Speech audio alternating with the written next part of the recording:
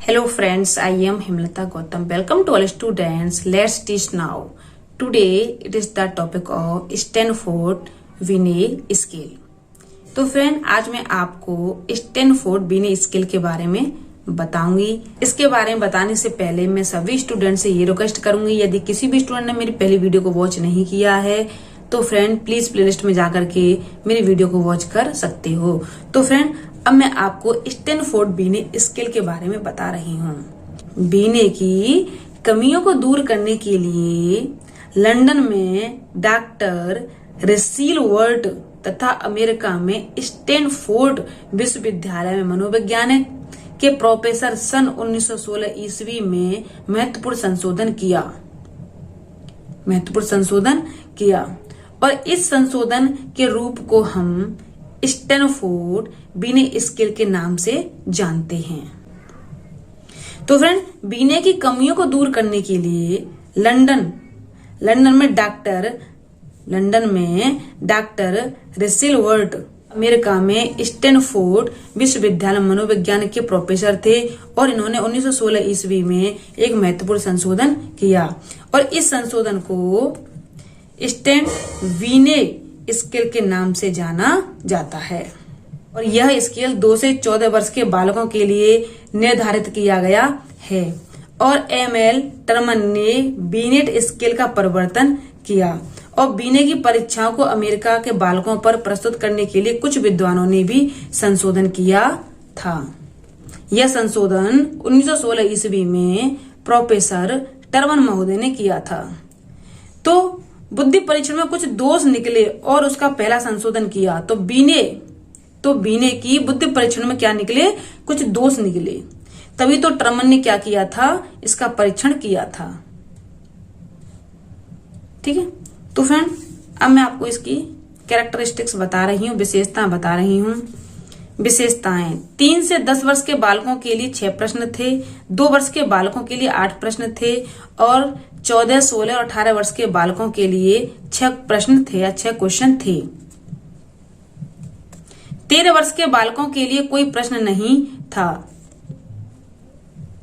तो फ्रेंड मैं आपको आगे बता रही हूँ। 2 से 5 वर्ष तक प्रत्येक 6 माह की क्या ली जाती थी, परीक्षा ली जाती थी।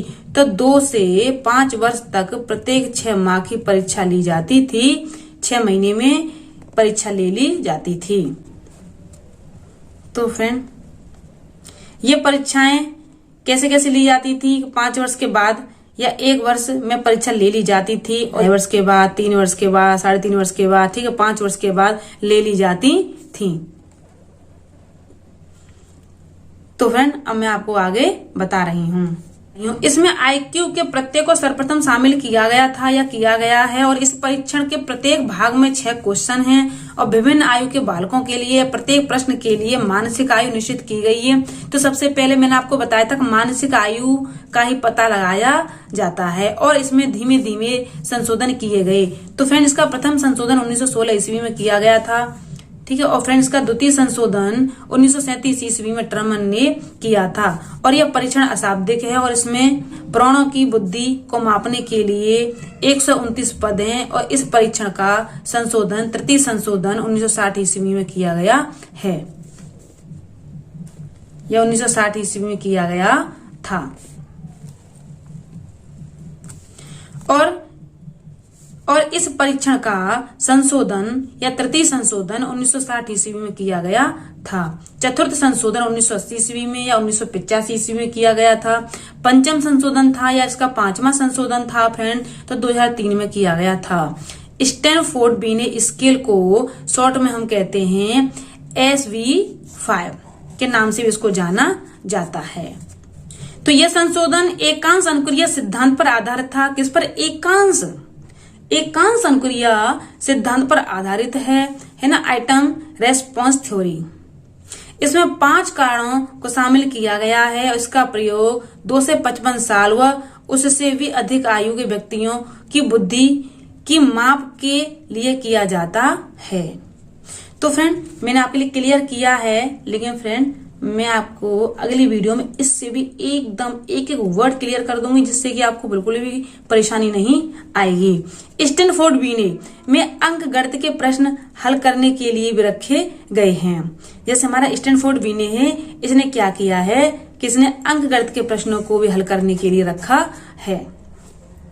तो फ्रेंड, जिस तरीके से मैंने आपको ये अंडरस्टैंड किया है तो फ्रेंड आप सबकी समझ में आ गया होगा। लेकिन फ्रेंड यदि किसी भी स्टूडेंट के समझ में नहीं भी आता है तो फ्रेंड मुझे वीडियो क्लास में कमेंट करके बता सकते हो। तो फ्रेंड मैं आपसे ये भी रिक्वेस्ट कर रही हूँ, यदि आप मेरे चैनल पर न्यू हो तो पहली बार मेरी वीडियो को वॉच कर रहे हो तो प्लीज बेल आइकन को प्रेस करके चैनल को सब्सक्राइब कर लिया जाए और मेरी वीडियो को लाइक और शेयर कर दिया जाए, जिससे कि आने वाली नोटिफिकेशन आपको जल्दी ही प्राप्त हो जाए।